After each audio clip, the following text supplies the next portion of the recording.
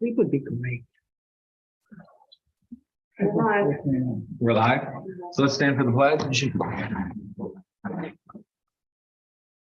Pledge allegiance to the flag of the United States of America and to the republic for which it stands, one nation, under God, indivisible, with liberty and justice for all. As a way of respecting, honoring, and creating awareness about our past, we begin our village board meetings by acknowledging that New Paltz is on the ancestral land of the Munsee, Esopus, and Lenape people. We're going to take a brief moment and have a moment of silence to recognize the importance of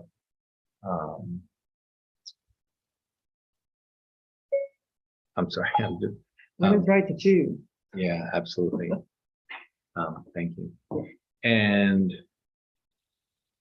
in terms of the agenda for this evening, we're going to add 2C to the consent agenda about an event permit, and 4D, it's regarding purchasing more parking meters, and business agenda 6.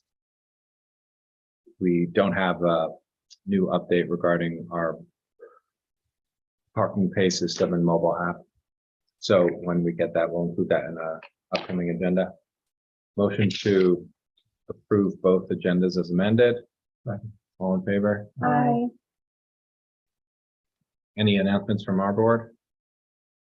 I have a couple. So the next Repair Cafe is happening this Saturday, September 17th at the United Methodist Church from 10 a.m. until 2 p.m. So if you don't know what Repair Cafe is yet, you should definitely come by. Coaches will be on hand to diagnose and fix a grand variety of items, including mechanical, electrical, digital, wood, welding, sewing, textiles, jewelry, zipper repair, and doll repair. And there will also be a take-apart table where children, young and old, can use tools and see what's inside mechanical devices. Weather permitting, it will be outdoors. So bring a broken but beloved item to be fixed by experts who are also your neighbors. The mask policy is, it's optional outdoors, obviously, but the church still has a policy, I believe, of masks indoors. So bring your mask. Plus, bring a food item for Family of New Paltz if you come by. And for more info, you can go to either the village or the town websites or repaircafehb.org. Thanks. Any other announcements, or has Eve dialed in? I have an announcement. Hi, it's Michelle. ahead. Yeah, I just want to remind everyone that the 18th annual Turkey Trot is this Thanksgiving. People can sign up on newpaltzturkeytrot.com. And family is continuously looking for financial donations to help members of our community who need help in a myriad of ways. So if you are able to give, whether it's $5, $25, or challenge your friends to chip in to give some money, that would be awesome. And family is open from 10 to 5, Monday through Thursday, and 10 to 4 on Fridays.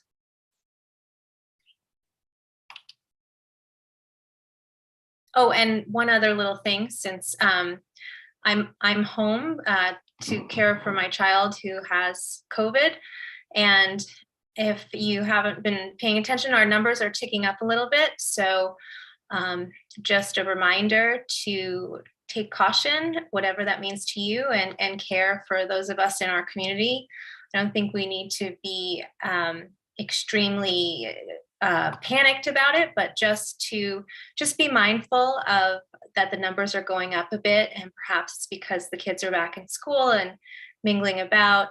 So hopefully everybody's cases are mild, and that we can stop the spread by doing what we all individually can.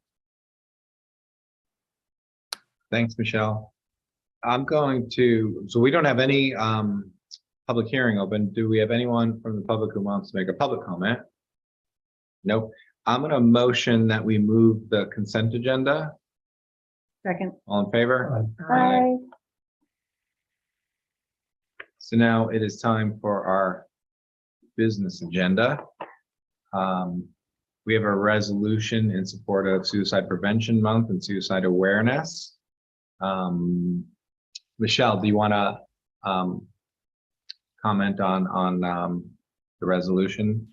Yeah, if you don't mind, I'd like to, I was looking at it and thinking of if there were parts to call out, but I would like to give it its full value, considering its importance.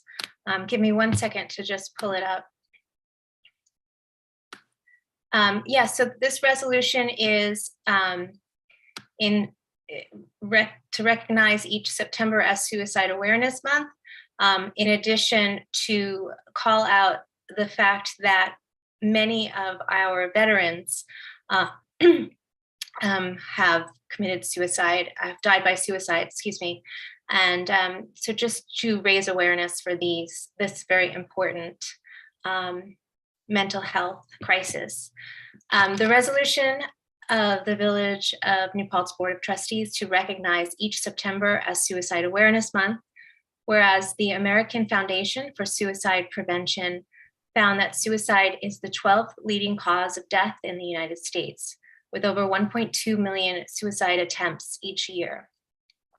Whereas there is a staggering rate of suicide by veterans, with the United States Department of Veterans Affairs reporting that on average 22 veterans a day die by suicide, with the rate of suicide among veterans 1.4 times higher among male veterans and 1.8 times higher among female veterans when compared to the general adult population. Whereas the stigma associated with mental illness works against suicide prevention by keeping persons at risk of completing suicide from life-saving help. Whereas the stigma associated with suicide death seriously inhibits surviving family members from regaining meaningful lives. Whereas suicide is a complex, multifaceted, biological, sociological, psychological, and societal problem. Whereas there is a great need for the development of more effective suicide prevention programs for our community and our veterans. Whereas under the existing law, there are a number of days designated to commemorate historical events, people, cultural or religious celebrations, and patriotic causes. And recognizing this epidemic by designating this month for suicide awareness and creating the day of September 22nd specifically to recognize Veteran Suicide Awareness and Remembrance Day is imperative to awareness and prevention for all, and to help those who dedicate their lives to protect and serve our country and their fellow Americans. And whereas many of the wounds of war are unseen and persist long after the end of a veteran's military service. Therefore, be it resolved that each September will mark Suicide Awareness Month, and September 22nd will mark Veteran Suicide Awareness and Remembrance Day, to honor the fallen and their families and provide hope to living veterans by showing that we, as a community, care for each other and that efforts to help are available. Be it further resolved, the phone number 988 has been designated as the 3-digit dialing code that will route callers to the National Suicide Prevention Lifeline, where mental health experts are available immediately. Be it further resolved, if you are a veteran or know of a veteran in need of help, you may contact the Veteran Crisis Line 24 hours a day, 7 days a week, 365 days at 1-800-273-8255 and press 1 to talk to someone or send a text message to 838-255 to connect with a Veterans Affairs responder. And the separate line, I just want to make note of that, is really important because a lot of times veterans feel they really want to speak to someone who really understands specific veteran issues. I learned a lot about that through my father, who's a Vietnam veteran, and also when I was recently at the Save Castle Point, there was a gathering with Pat Ryan and Antonio Delgado, and it was really fascinating to hear from all the veterans who spoke out about the importance of having veteran-specific help for veterans. So that is the resolution. Thank you. Thank you, Michelle. for writing this and sharing it. Absolutely. Thank you very much, Michelle. Michelle, if you don't mind, I'd like to add that 988 number is national. It can be anywhere in the country and dial 988 and be connected. It's like a national 911 number is a 988 or something. Yeah, they shortened it recently, and I think that's great because it just feels a lot easier to remember quickly, much like when we call 911 an emergency, and 988 is for this specific type of emergency. I'll second this for you. Moving it. I'm sorry. All in favor of Michelle's proposed resolution and Alex's second? Aye. Hi. Thanks again. Important stuff. Next item, we're going to hear from Janelle, who spearheads our climate committee. Good evening. Thank you. Yes, I'm Janelle Piotr, and I'm your volunteer climate smart coordinator. I'm here tonight to give you a brief update on what New Paltz Climate Smart is doing in September and October. New Paltz Town and Village pledged, as you know, to become a climate smart community to reduce greenhouse gas emissions, prepare for climate change, and save taxpayer money. We've already undertaken a number of activities to learn where and how we are generating greenhouse gas emissions in New Paltz. Most recently, you have heard the community greenhouse gas inventory presented by Joe Lawanda. Now that we have learned where New Paltz greenhouse gases are coming from, the next step is to create a community climate action plan, which is a strategy for reducing our greenhouse gases, a strategy that is by the community and for the community. To learn how our community members want to deal with greenhouse gas emissions, we are kicking off a set of outreach activities. In September, there will be pop-ups every week at local events like the Open Air Market, the SUNY Farmers Market, Applestock, Elting Library, etc. We had one last Saturday at movie night at Hasbrook Park. And we have had posters and lots of Post-its and pencils for folks to give us their thoughts on how they as individuals and how our community as a whole might tackle the reduction of greenhouse gases and fight the climate crisis. Then in October, we will hold a community workshop that will be facilitated by the outreach professionals from Pace Law Center. That workshop will be on October 11th at the community center from 7 to 9 p.m. Later in October, there will be a survey circulated throughout the community, again done with the support and guidance of the Pace Law Center folks. Once all these activities have been completed, Pace will collect and summarize all the input for us with a report in November. We'll be back to the board to let you know what we found out and what our next steps are going forward from here. I'd also like to give you just a very brief update on other New Paltz climate smart activities that we continue to do. Once a month, we host a Climate Solutions Meetup on the first Tuesday of the month. This last one on September 6th was very well attended, and the topic was Choose Your Power. Thank you, Tim, for participating in that. It was all about ESCOs and the CCA situation. We also chose our next topic, which will be on what our public schools can do to reduce their carbon footprint while saving taxpayer money, such as standing up for community solar. That meetup will be on Tuesday, October 4th from 6 to 7:30 on Zoom. We also have our once a month Climate Smart Book Club, and that's on the third Tuesday of the month at 7 o'clock. I have read scores of books since being part of this book club. It's just really a great way to do a deep dive on different subjects and learn from different authors. This month, we will be discussing Bill McKibben's latest book called The Flag, the Cross, and Station Wagon. A graying American looks back at his suburban boyhood and wonders what the hell happened. Those can be found, the links to all of those monthly items can be found in our Climate Smart newsletter. The Climate Smart Tiffin project continues to grow. In collaboration with the Climate Action Coalition, we have sold hundreds of Tiffins to individuals to bring to restaurants for takeout and for leftovers, literally saving tons in solid waste. We're looking for restaurants who want to become more actively support of this venture. I would say probably 95% of the restaurants here in New Paltz will accept a Tiffin if you bring one. But we're looking for restaurants that also might be willing to promote the idea and to maybe sell Tiffins at their restaurant and, to get even more visibility to the project. Once per month, I create and send out the Climate Smart newsletter, as I mentioned before, with links to everything going on and opportunities, always opportunities for volunteers. If anyone wants to receive this newsletter and they're not currently on our list, they just need to request it by being added to the mailing list by emailing me at newpaltzclimatesmart@gmail.com. We continue to review the opportunities to gain points in the Climate Smart Communities portal.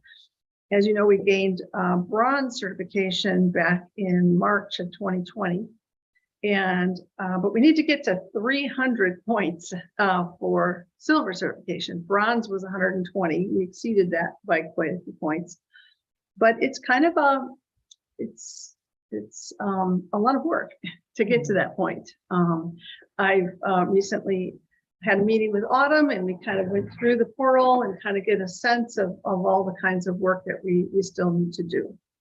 So the take home tonight, please participate in the Climate Smart pop-ups in September and mark your calendar and commit to attending that October 11th workshop. That would be really important at the community center from 7 to 9. I have paper copies of the flyer here for you. So if you want to take one, passing down, this is what we're using as promotion. My second ask is to keep in touch with us as the Climate Smart Task Force with any village activities that you think may be eligible for points in our quest for silver certification. And it's been awesome having you, Alex, come to the Climate Smart meetings, because there's nothing beats having, someone that is that liaison, because we as a task force have to cover both town and village. It's a challenge for us to know everything that you guys are doing and vice versa. I guess, I really need to know that this is a priority for the village. Amanda and I, Amanda's our project manager. We've met with our village project manager and are working to collect more data that we can upload into the Climate Smart portal. Certainly the climate emergency demands that we all do what we can right here in the village of New Paltz. So thank you for your time tonight. Thank you. I'm excited to be volunteering on Saturday, getting some more input on the on that question of the whole question thing. Yeah. And it's really fun and interesting to have conversations with people, because at first, if you just ask the straight up question, well, what can an individual do to reduce their greenhouse gas? Might be deer in the headlights, but when you think about it, a lot of times we find that people already are doing things, but they just never thought of it in those terms. So it really helps just to engage with the public and find out what things they're already doing, what things that they'd like to see done at a more global level, whether it's at the community level, the state level, because I think one of the dangers is people losing hope if they don't see everyone being kind of, all in. So thank you. Yeah, it's all hands on deck with climate for sure. Yes. Good question. Yeah. For those unfamiliar, could you tell us a little bit what a Tiffin is? Oh, yes. I actually meant to bring one from my car. A Tiffin is a stainless steel container, and they're often stacked into a stack of 2 or 3 or 4. And they're very popular and been used for a long time in countries like India and Asia. And it is a, reusable container, can be washed and sterilized endlessly. And it doesn't have any of the downsides of plastic. A lot of people will reuse plastic containers, but there's some real downsides to that. They're finding that the plastic actually migrates into the food. And if you ever washed a greasy plastic container, it's very hard to clean. Whereas stainless steel, you can put it in a commercial dishwasher, you can easily wash it. And we as in New Paltz Climate Smart has collaborated with the Climate Action Coalition, and we are buying them in bulk quantities and selling them at the wholesale price. So we as in New Paltz Climate Smart and Climate Action Coalition are selling them at cost, which is $15. And that is for a stack of 3. And we literally have found 95% of the restaurants are fine with that. You call in your to-go order and you say, and by the way, I'll be bringing my own container. And then you just bring it to the restaurant and they fill it. And what I found really helpful, you know how it took us all a little while to get used to bringing our own bag to a store. And so we started just throwing the bag in the car and always having one with. Same thing with Tiffins. I always have a Tiffin in my car. So for those spontaneous stops at a restaurant or a situation where I over ordered and I can't eat, instead of getting the to-go container, I just put it in my Tiffin.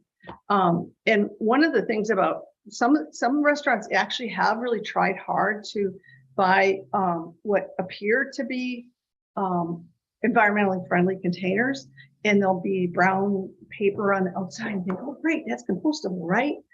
No, usually they're not. Usually they are coated with a coating that may be PFAS based or plastic based, and they're only compostable industrial facilities. So there's a lot of greenwashing of those kinds of products. So thank you for asking what a Tiffin is, because you're right, not everybody knows that term. But if you saw one, you might go, oh yeah, I've seen this around. Sure, and sort of a follow-up to your compostable containers. I noticed on one of the social media sites today, there's a person giving a lot of time preparing meals for our free food fridge, and she was looking for containers to because they go quite quickly, and she was looking for ideas. I don't know if this is to, maybe something you might want to reach out to the organizers about, not going to our local restaurants asking for the plastic ones, but rather maybe there's some way, some sort of fundraising can be done so that particular free food fridge has, real green containers. Yes, excellent idea. Who is the coordinator for that? Remind me. Bella with Millions of Butterflies. Okay, thank you. Thank you. Thank you for that idea. That would be great. Appreciate it. Okay, any other questions? I could provide a little update after our discussion the other night on community choice aggregation and next steps for us. So I spoke with our administrator of the CCA, Jewel, subsequent to that meeting. Yeah. And our plan of attack in terms of next steps will be to, looking at the forwards markets for energy generation, particularly renewable energy. The anticipation is that entering into an agreement next spring makes sense based on how prices are currently. Okay. And what's different about basically recreating the program. So the first 3 years of the program, when we had Direct Energy as our energy supply company, Yes. and then when we pivoted and went back into the market and had other companies bid and Columbia bid, that did not require, per New York State, a whole re-education campaign. But because our customers, us, have gone back to the public utility, or not the public utility, Central Hudson, Yeah. the education process has to start again, and there's like certain amounts of time that you have a public hearing, and then something exists for 60 days. Like all of those boxes have to be checked. Yeah. So the anticipation is that we would start that process again October, November, and then look to enter in and then select an energy supply company next spring. So the earliest that we would have a green energy supplier would be maybe late spring, summer next year. Yep. So one of the takeaways that I gleaned from that meetup that you participated in is that in the meantime, what people can actively choose to do on their own is to get an ESCO. Just make really certain that your ESCO is a contract that you can get out of once the CCA becomes active again. So that's worth doing. Yeah, that was an important point. Yes. And then in that conversation, I was trying to mention it during our call, but I wasn't sure whether you could hear me. Right. So the school district several years ago had entered into a power purchase agreement. They were going to construct arrays at the high school and at Lenape with Solar City. Solar City defaulted on the contract. So there's a paper trail of trying to do that previously. So that would probably be worth, just getting some background information, what the Board of Ed was planning to do at that time. Is there a particular person that would be a good contact with the school district in that regard? The retired Assistant Superintendent Rick Linden probably knew the most about it. I wonder, from what I understand, the new Assistant Superintendent of Business is pretty solid. So she may be able to be a good resource, maybe call their office. Right.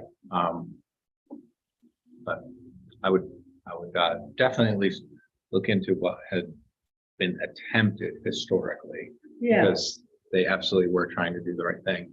Good. And then what we've been doing is, the committee that the town formed to site an array out at the landfill. There was a great deal that was learned during that process, and that RFP that was created, and then having developers respond to it. I believe they're figuring out next steps, but what we're planning to do with Ted Nitza is we basically have 3 municipal properties that we could consider for arrays: the water treatment plant, the wastewater treatment plant, and the newly constructed fire station. Yes. We're thinking that it might make the most sense to pursue an array at the fire station, because that building was designed for an array, and it's not ground mounted systems. Yeah. And it seems like there's a case to be made for doing these things incrementally. Like the town learned a great deal during their RFP process. And so we're gonna take from that RFP and probably also take a crash course and learn more than we want to learn when we try to find a developer for the fire station. But well, I think it'll be easier on the roof of the firehouse. It's not as big a project as, say, doing solar on the landfill, when you've got, connection fees and, some real barriers. So yeah, I would 100% support any move towards, making progress incrementally with. so what's the next step with the landfill project? Overcoming the massive cost of the interconnection fee. And that's always been the headwind, I think, for Millions. that project. Yeah. I think years ago it was only hundreds of thousands, but now it's. Yeah, it's a real barrier, and I think it's a barrier across the state right now for a lot of projects like this. You think to yourself, this is a no-brainer, solar on the landfill, but then when you really get down to it, there are barriers that are real.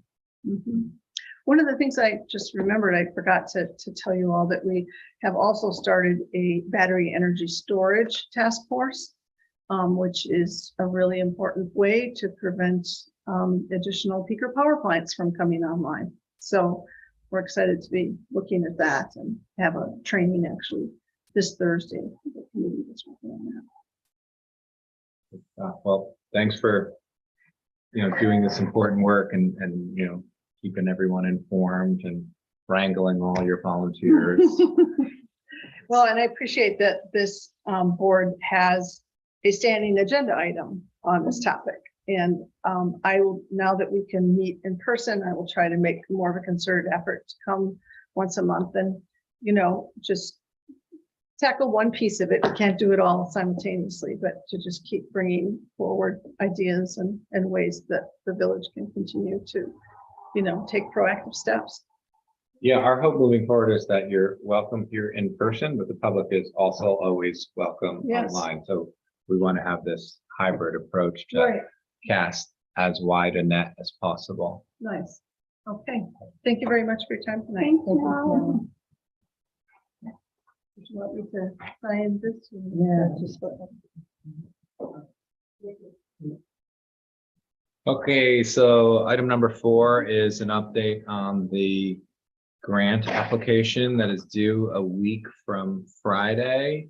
And what project manager Autumn and I have been doing is just going out into the community for an hour or two at different locations, Water Street Market, the library, Peace Park. So tomorrow we're going to hang out at the public space that is in front of the Zero Place building. That's actually officially public space for the the planning board approval of that building. So we're going to be there tomorrow afternoon from 1 to 2. And another piece to this project is we have a website where we're going to make a concerted effort in the next few days to get different letters of support from not-for-profits and individuals and businesses. Having a long list, I think, will help show that we have a great deal of local support. And we've been working closely with the folks at Ulster County, as well as the team from Ellenville for our joint application. And we also have our individual application for New York Forward. So and we have a working draft. If anyone wants in to do some editing, that's always very welcome. It's sixth time writing this thing, so we'll try again. But it's an interesting, different project this year, so we'll keep our fingers crossed. Yeah, thanks for doing all that outreach, getting out and about. I think, we've done this process before, but I feel like this time around, I don't know, there's other wins happening along the way, if that makes sense. Like we're having so many more opportunities to talk with people, and like that in itself is just like a win. So thank you. Yeah. All right. So the next item we have to consider is, so we did this a while ago where we updated the process in our code to allow folks who live outside of the village to participate on, for instance, our planning board or zoning board of appeals. And the way the membership requirements were articulated in our code for some of those older boards, it was actually pretty straightforward to make that change. So our thinking, I'm just reminding you guys because I know but our thinking was, as long as we had a majority village residents, we could include individuals outside of the village to participate on, for instance, the planning board or zoning board of appeals. But some of the newer boards, like the housing board or the like landlord tenant relations council, there's more particular language regarding residency. So I think it would make a good deal of sense to update, in particular, the housing board's membership requirements, where we could include people who do not live or vote in the village to participate, because Janelle, for instance, is an active community member. I'm sure Janelle is agnostic about whether it's town or village. She views this municipality as her home and cares deeply about both the village and the town outside the village. And I think that resonates with most people in our community. But this at least would provide us with flexibility if we had someone who we thought would be a solid contributor to the housing board. Yeah, also we need to update like that line anyway, because of the change in how village elections are administered. That just been something in the back of my mind is like anytime that shows up in the code, like it's alienating in different ways because I don't know. But wouldn't we still, I mean, even though we're going to vote during general elections, they would still be elections for village officials, like, Yeah, but the thing is when you have a village election that's not administered by the Board of Elections, not with everything else, you could potentially draft in the charter or you could make it possible that non-citizens could vote. Like that is like a possibility. And so oh, okay. yeah, and so Oh, you're talking about the piece about, yeah, members must be residents residents of of the the village, village right. and eligible to vote in village elections. You know, that like 2 years ago did not mean they must be eligible to vote in any US elections, you know, but now that sentence does mean that because of our change. Yeah, and so that's that's not the spirit of that, so. So what you're bringing up is some language that we could wordsmith in other sections of the code. This would be What a I'm good proposing, right? step, yeah. Yeah, what I'm proposing is just eliminating this sentence, so that Perfect. concern just goes away altogether. So we're Perfect. also Happy. addressing that issue, even if we're doing that initially unintentionally. But I hear what the point that you're raising. So I'd like to motion that we set a public hearing to make this change. When could we set it? 2 weeks from today? Or do we have to go first week of first meeting in November? No, I mean October. First meeting in October.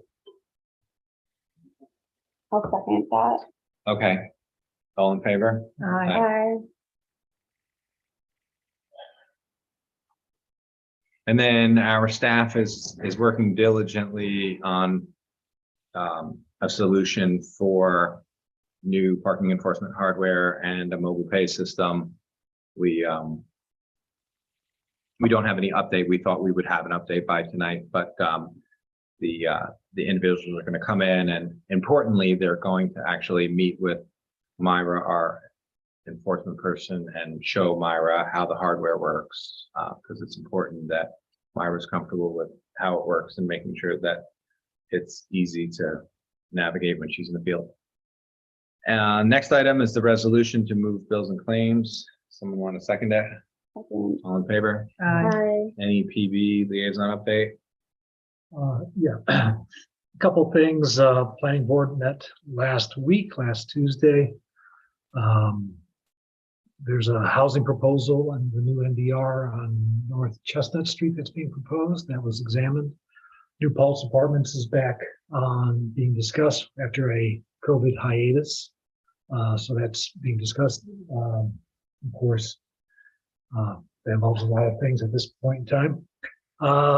There was a good deal of discussion about the special use permit for the proposed cannabis dispensary in the basement, the ground level of Zero Place, mostly due to parking and how to deal with perhaps crowds of people coming at one time on a weekend or whatnot to visit the dispensary.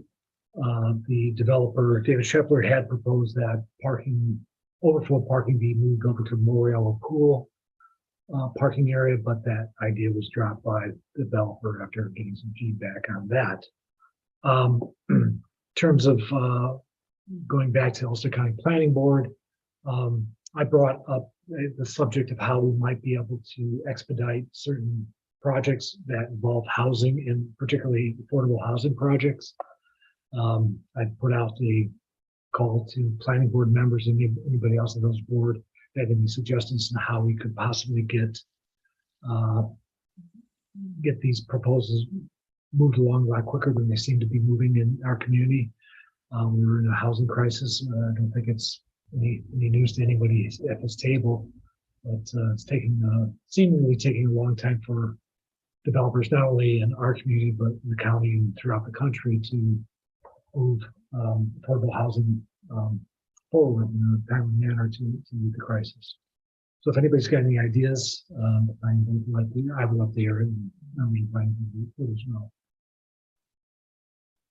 I don't know that we can put that much fire under the butt of the developers, but I think what we can do is just make sure that we have engaged and active volunteers serving on our boards, which, we have, but I think there are at least 2 spots for alternates. So the more human power that exists on those boards, the better. But, there's, I mean, just knowing what our planning zoning secretary work does on a daily basis, as well as our chairs of those departments and building department. I think we're, at least on our side, I think things are going about as efficiently and quickly as possible. I mean, a big challenge is when developers are chasing down grant money for their projects. That takes often years longer than anyone can imagine. Yeah, I had the pleasure of working with a college student this summer, and on this exact question of like, how can there be affordable housing in our region, and how can we expedite these processes and whatnot? And he did a good study of most municipalities in Ulster County, and then like a couple places across the river, some in Green as well, and then looked at other states too. And like basically his conclusion, besides like throwing it all up in the air, was it comes down to a lot of things outside of our purview here, like the grant situations, stuff like that, waiting for other things. In that report, we got a lot of compliments with our ADU law and stuff. He's like, well, that's a good example of how to actually promote without it being an affordable housing law, to promote affordable housing, getting onto the market quicker and, whole new developments and stuff. So definitely we can keep thinking though. Definitely as well. Yeah. I mean, no system's perfect, so. The new volunteer fire department system is perfect. Thank you, Jim. I'll do the liaison for ZBA because it's the easy one. It was canceled. Yeah, I was gonna say the same thing. There was no meeting. Didn't mean to steal your thunder. That's okay. Canceled because there was no There were no new application. applicants. Yeah. I don't think we have anything else. While we're talking about our volunteer boards, I just want to note that the Shade Tree Commission could not meet because of a schedule conflict, but there was an application. And so what they've done is they're calling an emergency meeting so they can get it done in time, which is just very admirable. So thank you to those on the Shade Tree Commission. Where is the tree that they're discussing? Oh, sorry, the day has been long and I cannot remember, but there is one application. I could tell you after, by the time I pull it up, it might. Okay. No problem. Yeah. All right. Thank you. Nothing else. Motion to adjourn. Second. All in favor? Bye. Bye, everyone. Bye.